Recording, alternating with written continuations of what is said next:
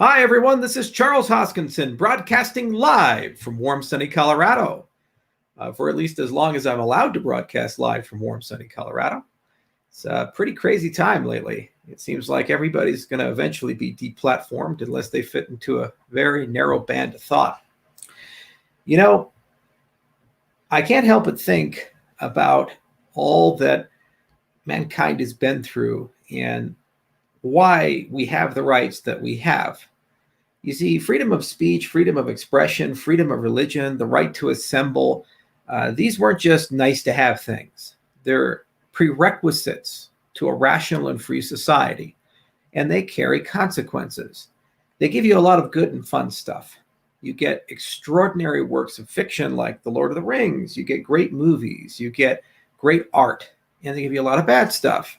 You get fake news. You get bad ideas, you get conspiracy theories, you get conspiratorial thinking, and you get all kinds of nasty speech that divides people and makes people hate each other and ideas. You get bigotry, and for every moment of bigotry, you get a moment of love. And those are the consequences of freedom. When you allow a society to do something, you must accept that the things that you allow a society to do carry a cost. So we like to believe in the United States that we live in a country with capitalism, in free markets, in private companies. I hear a lot, well, this company has the right to do something. It's a private company. This is not truth. It's a fiction. There's no such thing as a private company. Once you've reached the threshold of billions of users, you're publicly traded, you have government contracts and relationships. It's almost as laughable as when the United States says, well, we don't torture, but then they outsource torture to a third party, private company, or an intelligence service of another nation. Technically, they're right.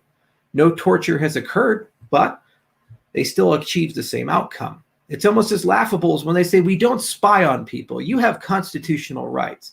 But then they go hire Palantir or another private company to go and do that. When you look at companies like Google and Apple and Microsoft, collectively, their platforms are monopolies when you look at the collection of them. And what that effectively means is that they own and control an entire market segment. At the dawn of the 20th century, we realized a long time ago that it's a real bad deal when a small group of companies come together and form monopolies and have total control over a resource. So in that case, with the Sherman Antitrust Act, that resource was oil, because they recognized that energy was the key to economic prosperity in the 20th century. And if a small group of actors had total control over that, public-private partnerships and the ability to price fix, then they could unilaterally decide the fate of an entire nation. When we look at the oil of the 21st century, it's information and data. And collectively, these massive platforms have control over what you see, what you think, your expressions or lack thereof, who is credible, who is not credible, who is famous, who is not famous, who is legitimate, who is not legitimate. They have exceeded the threshold of a private company. Can the CEO of these companies say whatever he wants? No, because they're a regulated entity. Can't go and say the stock is going to go to the moon or go ahead and do other things to affect the price. The SEC would step in. So we already accept that there's some constraints or controls of their behavior. But as a libertarian, I firmly believe it's not the government's place to decide what is good speech and what is bad speech. So the reality is that these platforms need to become protocols. I've always believed that. We could not trust the government to have control of monetary policy. We cannot trust the Federal Reserve to have control of monetary policy. So what did we do as an industry? We built the best money the world had ever seen, the cryptocurrency. And in just 12 short years, it went from nothing to $1 trillion of value. And let me tell you, in the next 12 years, it sure as hell is going to continue growing, because people are starting to wise up and get the idea that when you leave governments and private interests to their own selfish desires with no accountability and oversight and the ability to control the narrative, you will end up with governments thinking it's okay to print trillions of dollars out of thin air. And so if they cannot constrain themselves and we cannot constrain them through the ballot box, The only recourse we have that is nonviolent is to opt out. And that's what we did with cryptocurrencies. And this year and last year especially, that truth was learned by millions of people throughout the world. We now live in an age where people of a certain ideology who don't like ideas that are contrary to their own will label all things hate speech, and their enemies, instead of just ignorant bullies, now terrorists. Anything that fits outside of their norm must be deplatformed, must be stopped, must be silenced. Why? Because they believe that ideas are dangerous. Totalitarian dictators believe ideas are dangerous. Religious zealots who claim they speak for God believe ideas are dangerous. Free societies do not. Bad ideas, once exposed to the crucible of rationalism and critical thinking, always burn out and don't get hold. The only time you fear ideas is when you fear people having them. So, like money, cryptocurrencies now must extend into the new economy and the new unit of value. Just like we had the oil companies of the 20th century, the new oil data and information and expression must be liberated from the markets that they exist within and from the gatekeepers that they exist within. And we now need to create protocols to help us make sure that we cannot be deplatformed and censored, and particular ideologies can co-opt the dialogue and prevent freedom of human expression, thought, and alternative structures and governance from emerging. Otherwise, we will descend into the dictatorship that billions of people in the 20th century endured, and many of which died from. This does not mean that we must be tolerant of the hateful. This does not mean that there are no consequences for bad ideas or harmful ideas. We can always hold people accountable for the thoughts and ideologies that they have that are regressive and destructive. We must tolerate a person's freedom to be distasteful, but we never have to tolerate the distasteful person and invite them into our lives, our businesses, and our commercial endeavors, or allow them to be elevated in society. This is the distinction that is always missed, in something that our Constitution in the United States got right, and those who would truly understand it and adhere to it fight for on a daily basis. I do not want to live in an economy where so few have absolute dominion over the thoughts of so many, and because this is politically convenient to those in power, they are allowed to keep those monopolies. And over time, those monopolies will become state-sponsored, just as we've seen in the financial industry with the use of financial regulation. We cannot allow this to happen. We will lose our liberties. We will lose our freedoms. The beautiful thing, however, is that we live in an age of protocols, and because of what we've learned from cryptocurrencies, we do have the ability to overcome this. We do have an ability to create protocols that carry information and thought, and we do have the ability to curate information in new ways. Years ago, when Twitter started first fact-checking, one of the things I told Jack Dorsey, and one of the things I told many people in the social media world in leadership positions, instead of taking it upon themselves to curate information and decide truth and deplatform people, instead, why don't you allow people to install third-party applications that perform that service, issued by providers like the New York Times or PolitiFact or Fox News or CNN, and allow the users to curate the information as they desire? Then you still have a notion of curation, you still have a notion of fact-checking, but you're at the very least allowing people to see things that are curated by the entities they've chosen. And if you want to make it fair, perhaps you can pair them. So if you choose a conservative viewpoint, then you'd pair it with a liberal viewpoint.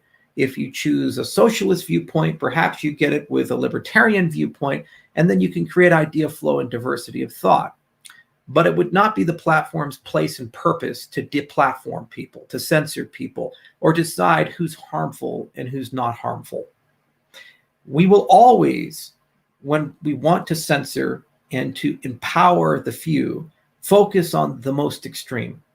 Every single time people talk about encryption, usually those who wish to ban it will focus on the pedophiles and the terrorists and say because of their mere existence and because this radical minority is using the technology, every single person's privacy must be undone. And the very same analogies and arguments are being made right now, right here, for freedom of speech. Mass media has killed far more people in the world than any tweet from any president and any rally in DC. As distasteful and despicable as the raiding of the US Capitol was, I am not young enough to have forgotten what our media did with the beat up to the Iraq War. Many said it was a moral and just thing to do, and over 1 million people died in Iraq. Thousands of our soldiers were maimed, some cases permanently, missing limbs, traumatic brain injuries, all built upon a lie. Those responsible for broadcasting that lie, propagating that lie, suffered no consequences, and in many cases, personally were enriched. Mass media is responsible for broadcasting and propagating that again and again and again. No consequences, because they seem to have a monopoly on the truth. And when they get it right, take all the credit. And when they get it wrong, suffer none of the blame. Yet we, the American people, must be denied the right to be journalists ourselves, must be denied the right to have our own thoughts and expressions, even if every now and then it causes harm or we get it wrong. It's shameful. It's what dictatorships do.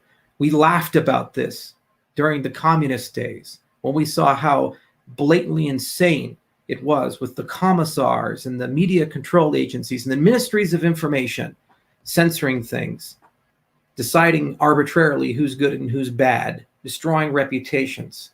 Certain countries disappear their billionaires when they become inconvenient, disappear their authors and their scientists when they express things that are inconvenient truths. And we are flirting dangerously close to a reality where that can happen. But the difference between America, the difference between our mindset as a people and the mindset of other countries that have succumbed to this is that when we don't like what our government does and we don't like what the policy has, we have the freedom, at least still today, to rise up and do things differently. In my case, I'm a technology entrepreneur. And so as a consequence, with the skills and knowledge I have, I do see solutions that can guarantee the freedom of expression, association, and commerce. And in the coming days, we'll figure out ways to ensure that for the good of all humanity. It doesn't mean we can't curate information. It doesn't mean we can't use incredible new tools like AI to give people different viewpoints and different ways of thinking about things. It doesn't mean that we don't have to hold people accountable for what they say. And it doesn't mean that we have to welcome in toxic or destructive viewpoints or people into our lives. But the consequences of restriction of speech is the restriction of thought, the stagnation of society, and the empowerment of the status quo. Much like the Dark Ages, when religions ruled the world that were regressive, and it was so offensive to believe that the earth revolved around the sun instead of the other way around, and those who had the audacity to even suggest it were burned at the stake. If we don't do something soon, we will enter into a modern equivalent of this, where we deny our ability to grow and we lack the courage to be offended, but still move forward. So let's solve it together as an industry. Let's solve it together as people. And let us never respect those who wish to strip us of our rights because bad things happen. Bad things happen every day. Life is hard. Liberty is expensive and dangerous. But the alternative is even worse, as every single person who's ever been gulagged and every single person living in a society without freedom can tell you. It's much better to take the risk of freedom than take the safety of a prison. Thank you.